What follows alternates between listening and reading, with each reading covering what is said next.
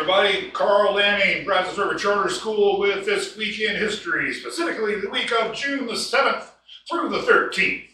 Well, let's see what we have this week. On July the 13th of 1967, Thurgood Marshall became the first black man to be appointed to the United States Supreme Court. Marshall made a name for himself as the NAACP's lead lawyer in the 1940s and 50s. As a matter of fact, during that time, he argued 32 cases in front of the United States Supreme Court and won 29 of them, including the very important 1954 case, Brown versus the Board of Education, which essentially ended segregation in public schools. Marshall retired from the Supreme Court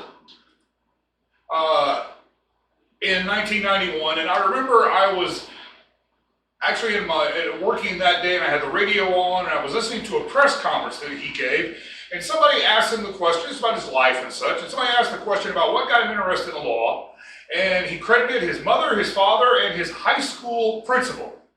You see, he said that, as he told it, he was considered to be quite bright, but lazy, a prankster, and a motor mouth.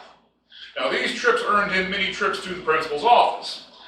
The typical punishment was being sent to the basement to copy the Constitution.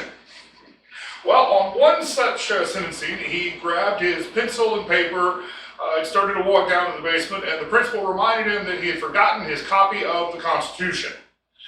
Marshall said, "I don't need it, I have it memorized." Several hours later, he reappeared and turned it in. When the principal took a look at what he had done, he had made basically a handful of very minor errors.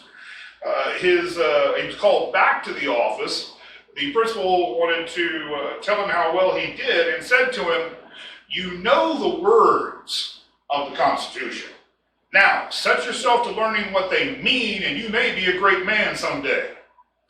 Well, I remember in listening to it that Justice Marshall chuckled a little bit and said, "Others can decide whether or not I became a great man. I think I did pretty damn well." So there you go, Thurgood Marshall. Well, moving along then, June the 7th of 1982, Ferdinand Waldo de Mara Jr., that's a mouthful, died. He became known as the Great Imposter. This was also the subject of a movie that was made in 1961 starring Tony Curtis. De Mara was gifted by those who knew him with an extraordinarily high IQ, the ability to speed read, and a true photographic memory.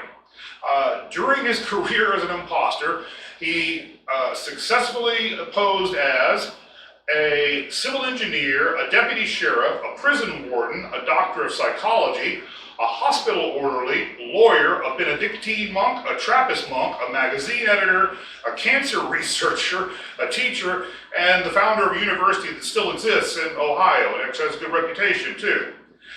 Perhaps, though, his most famous con job was he joined the Canadian Navy and passed himself off as a surgeon. His most notable feat was that during the Korean War, 16 combat casualties were placed aboard his ship. Many of these men had very serious wounds. Now, while he ordered his staff to prepare the operating room, he did triage, got them all lined out, and then disappeared back to his cabin, picked up a textbook on general surgery, and leafed through it very quickly to figure out what it was exactly he needed to do. And he performed the surgeries. All 16 men survived.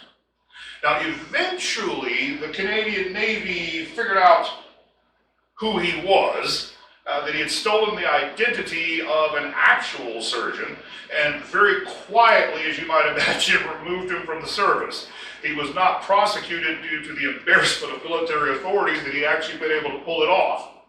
De Mara described his motive for his career as rascality, pure rascality.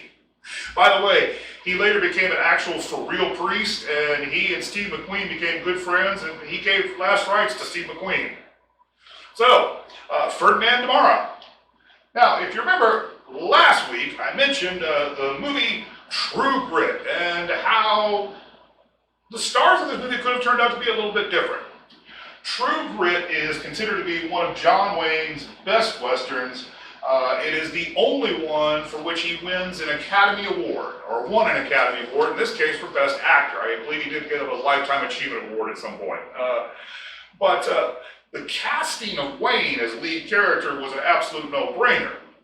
However, originally the producers wanted to play the sidekick, the Texas Ranger LeBeau, for that to be Elvis. Actually, things seemed to be pretty well set until Elvis's manager, Colonel Tom Parker, demanded that Elvis get top billing in the picture. This was unthinkable, as Wayne did play the lead character, and, well, he's John Wayne.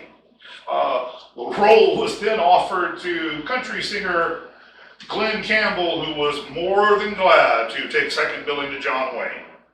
Personally, I have a hard time imagining Elvis as John Wayne's sidekick. The set might have been interesting with those two, I'm not sure. Anyway, that's it for this week in history. Just to let you know what's coming up is next week, we will discuss the legacy of this man, who may have been the most feared man in the United States Navy. Thank you for your time. I'm Carl Lanning, Brazos River Charter School, and look forward to seeing you right here next week.